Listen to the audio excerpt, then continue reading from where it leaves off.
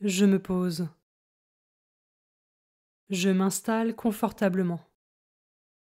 Je fais attention à la position de mon corps pour que je puisse rester stable et ainsi éviter de devoir bouger pendant ce temps de méditation.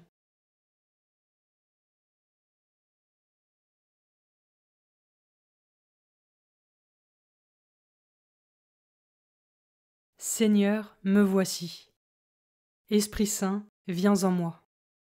Je trouve là où les phrases qui m'aident à me mettre en présence de Dieu.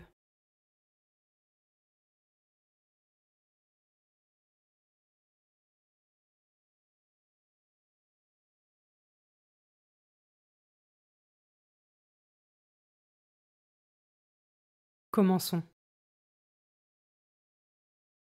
Évangile de Jésus-Christ selon saint Luc, chapitre 20, versets 27 à 40.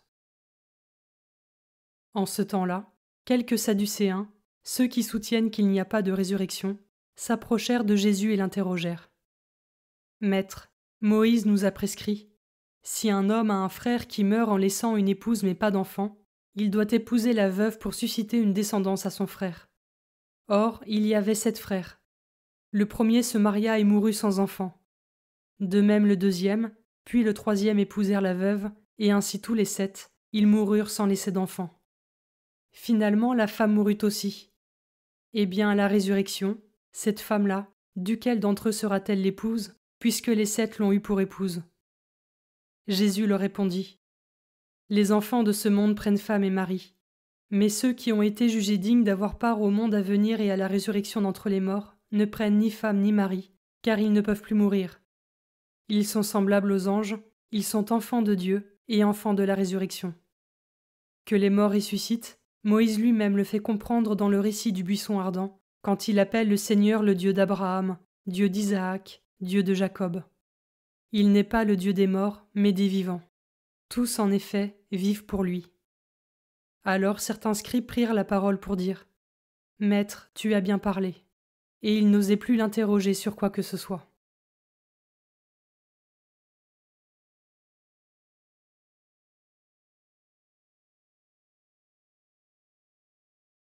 Je commence par méditer ce verset. À la résurrection, cette femme-là, duquel d'entre eux sera-t-elle l'épouse, puisque les 7 l'ont eue pour épouse? Ce questionnement des Sadducéens souligne à quel point ils réduisent la vie éternelle à un simple prolongement de la vie terrestre.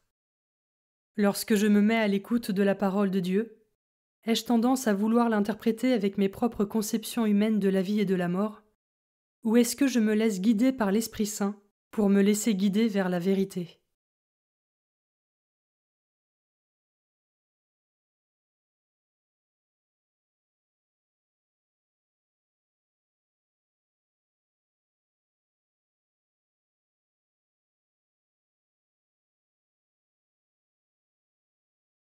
Je peux maintenant m'arrêter sur cet autre verset. Mais ceux qui ont été jugés dignes d'avoir part au monde à venir et à la résurrection d'entre les morts ne prennent ni femme ni mari, car ils ne peuvent plus mourir. Ils sont semblables aux anges, ils sont enfants de Dieu et enfants de la résurrection.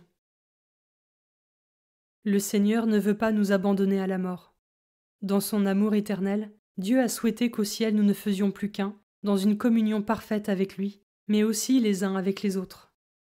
Comment est-ce que cela résonne en moi?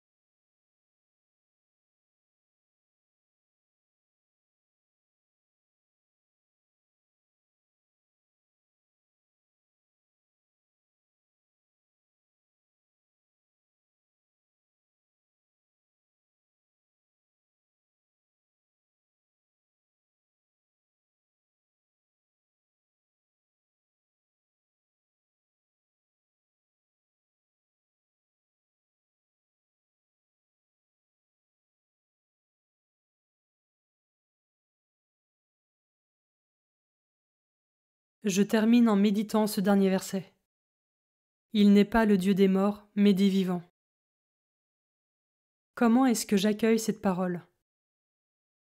Je la laisse résonner en moi. Il n'est pas le Dieu des morts, mais des vivants.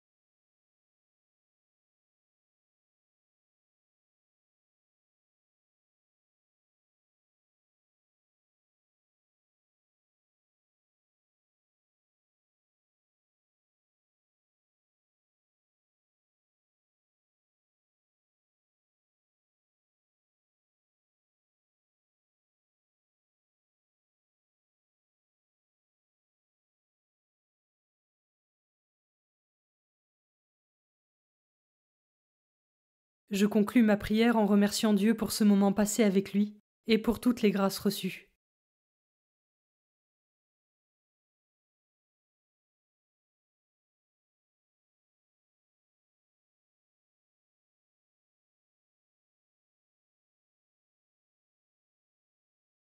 Belle journée et à demain.